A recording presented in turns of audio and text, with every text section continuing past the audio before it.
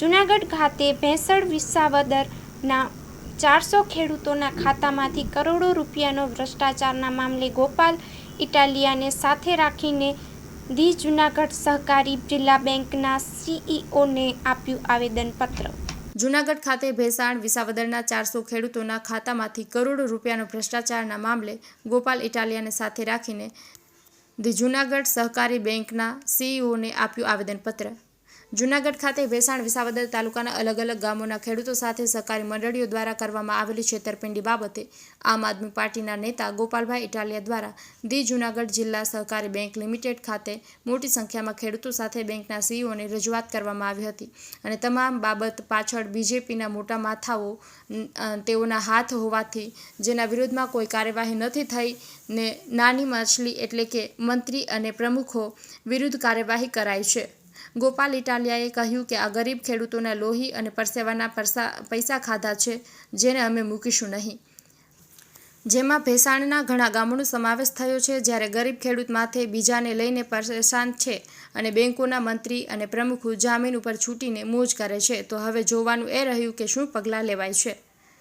અહેવાલ બાય મા ન્યૂઝ પ્રતિનિધિ કાસમ હોથી, ભેંસાણ।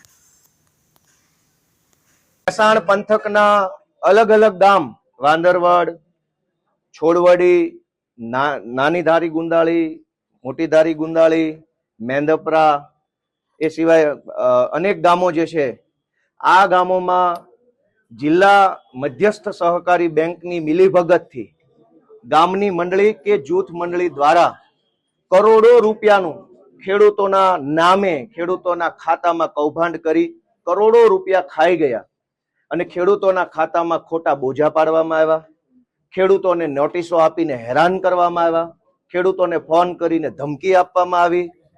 જે પૈસા ખેડૂતોએ ઉપાડ્યા જ નથી, જે પૈસા ખેડૂતને મળ્યા જ નથી, જે પૈસા લેવા માટે, જે ધિરાણ લેવા માટે ખેડૂતોએ ક્યારેય અરજી જ નથી કરી, એવા રૂપિયા કરોડો રૂપિયા ઉપાડી લઈ કરોડો રૂપિયાનું કૌભાંડ કરીને ભેંસાણ પંથકના અલગ અલગ ગામડાના ખેડૂતો સાથે જિલ્લા સહકારી બેંકની મિલીભગતથી ગામની મંડળીએ મોટો અત્યાચાર ને મોટો કૌભાંડ આચર્યું હતું।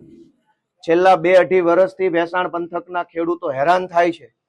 અનેક ખેડૂતોને વારસાઈ થતી નથી, અનેક ખેડૂતોને ભાઈઓ ભાગ પડતો નથી, અનેક ખેડૂતોને ધિરાણ મળતું બંધ થઈ ગયું છે અને ઉપરથી દમદાટી ચાલુ છે। એફઆઈઆરો તો થઈ કહેવા પૂરતી નાની નાની માછલીઓ ઉપર, જેમ પેલું પેપર લીક થાય ને કેમ નાના નાના પકડાઈ જાય છે ને મોટા મગરમચ્છો બાકી રહી જાય છે, એમાં જિલ્લા મધ્યસ્થ જૂનાગઢ જિલ્લા સહકારી બેંકનું સંચાલન કરતા મગરમચ્છો બંગલામાં છે અને મંત્રીને પકડી અને ખેડૂતોને જૂઠો દિલાસો આપવાનું કામ ચાલે છે। કેમ ભાઈ મોટા મગરમચ્છો ડિરેક્ટરો ચેરમેનોની ધરપકડ ન થઈ? જે ખેડૂતની શાખ 3 લાખ રૂપિયા હોય, જે ખેડૂતની જિલ્લા મધ્યસ્થ સહકારી બેંકે નક્કી કરેલી શાખ જ 3 લાખ રૂપિયા છે, એને 8 લાખનું ધિરાણ કેવી રીતે મળ્યું? એ ધિરાણ આપવામાં જિલ્લા મધ્યસ્થ સહકારી બેંકના કર્મચારીઓ, ડિરેક્ટરો એ બધાની શું ભૂમિકા રહી? મોટા માછલાને તારવી લીધા, મંત્રી ઉપર એફઆઈઆરો કરી, પણ એમાં ખેડૂતને શું ન્યાય મળ્યો? ખેડૂતના ખાતામાં તો આજે બોજો છે, ખેડૂત પાસે તો આજે ઉઘરાણાની નોટિસ ચાલુ છે, ખેડૂતને તો આજે તે ધિરાણ મળતું બંધ થઈ ગયું। એફઆઈઆર થઈ કે ન થઈ, પણ ખેડૂતનું શું?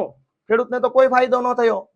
તો આજે ભેંસાણ પંથકના તમામ ગામના તમામ ખેડૂતો સાથે રહીને ખેડૂતોના વકીલ તરીકે અમે આજે જૂનાગઢ જિલ્લા મધ્યસ્થ સહકારી બેંકની અંદર રજૂઆત કરી છે। અહીંયા જે સીઈઓ સાહેબ હતા એમણે અમારી વિસ્તૃત રજૂઆત સાંભળી છે અને અમને એને સરકારી જવાબ જે આવતો હોય એ રીતની બાંહેધરી આપી છે। અડધો આરોપ રજિસ્ટ્રાર ઉપર નાખ્યો છે કે રજિસ્ટ્રાર આની અંદર સામેલ છે ને એ કાર્યવાહી કરશે, કંઈક ખર્ચા અધિકારી ઉપર આરોપ નાખ્યો છે। તો આ રીતે આજની રજૂઆત થઈ છે।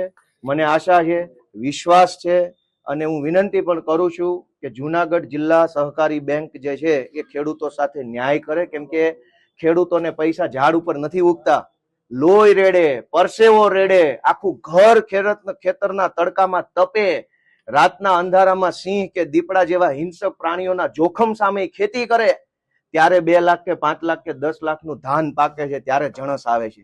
મફત પૈસા નથી આવતા, બેંકમાં બેઠેલા સાહેબોનો પગાર મફત આવતો છે, ખેડૂતના પૈસા મફત નથી।